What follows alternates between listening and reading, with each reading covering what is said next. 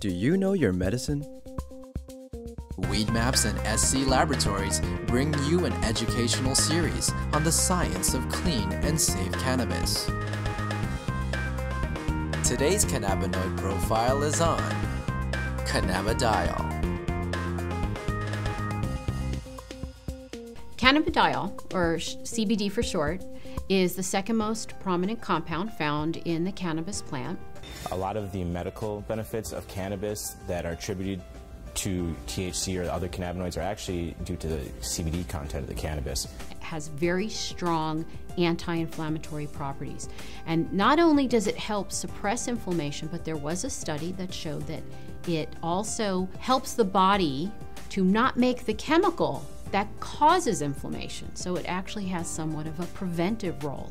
Cannabidiol has also been found to have anticonvulsant properties in that it can reduce the seizure threshold for a number of patients. I've had my own patients who have said that once they started using CBD-rich strains, they have found that they have had less episodes of their seizures. CBD is synthesized in the plant through the same pathways as THC, CBC. It starts out as geranyl pyrophosphate and aliphtolic acid. Those two compounds join together through an enzyme-catalyzed reaction. Cannabidiolic acid, CBGA, is the starting material for CBDA, THCA, and CBCA. So CBDA synthase, if it's found in large enough amounts, will take this cannabidiolic acid and make it into cannabidiol carboxylic acid, which is CBDA. CBDA is CBD with a carboxylic acid attached to it. Now, with heat or through time, this carboxylic acid will naturally release from the compound as it is very unstable and become CBD. This process right here, where we lose this carboxylic acid, happens at about 80 degrees Celsius. A number of studies were done where they actually gave patients an overdose of THC to see what would happen when they then added CBD. And CBD completely turned around the negative effects of an overdose of THC without changing the levels of THC in the blood. So that means that CBD exerts its own medicinal, just doesn't reverse THC, it actually has its own medicinal properties. CBD has been found to cause cancer cells to what we call commit suicide while preserving the normal cells. And what appears to happen is it appears to bind to the receptors on the cancer cells, which then induce the cancer cell to kill itself.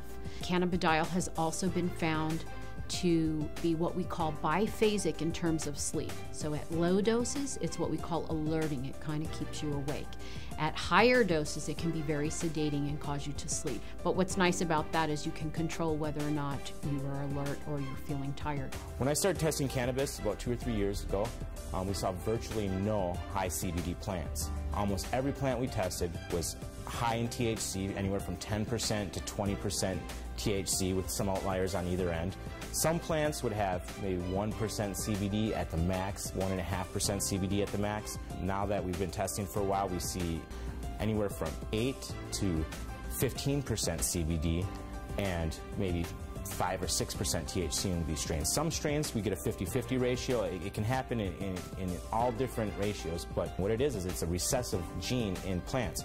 So we have breeders have to actively go and try and breed this back into these plants and find these high THC plants that might have that high CBD gene locked away and breed them together and see what they find. And really the only way you can know if it's high CBDA is to test it. With testing and growers or breeders having access to that knowledge base, we see them coming back and reversing some of the trends of the last 30, 40, 50 years and breeding the CBD back into the plants. Now, there have been a number of studies that have looked at cannabidiol, CBD, exerting a protective property to damaged neurons.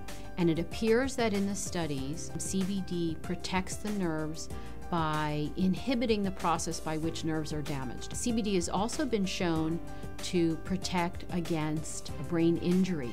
When patients or lab animals have had a brain injury, CBD appears to protect the brain from damage that occurred to the nerve cells. The studies have shown that it can actually fight MRSA, which is methicillin-resistant Staph aureus, a notorious bug that is resistant to a number of antibiotics. A topical application of cannabis was able to fight the infection, and the MRSA was eradicated from that infection site. SC Labs tests for CBD with a high-performance liquid chromatograph, also known as an HPLC. There's two different ways you can test for cannabinoids. It's either with an HPLC or with a GC.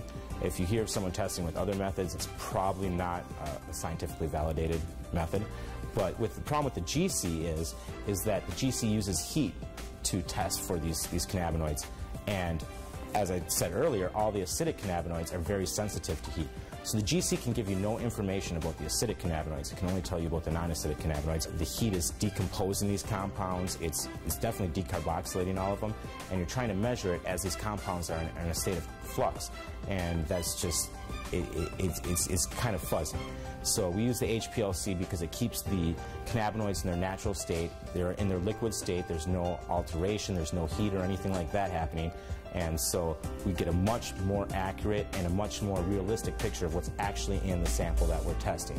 One of the important things for people to understand about cannabidiol is it is not psychoactive. That means it does not change your mood, your mentation, the way that THC has psychoactive properties and can actually cause what we call the high. CBD does not do that. For patients who are not interested in the THC effect but are interested in the CBD effect, this is a terrific choice for them to have.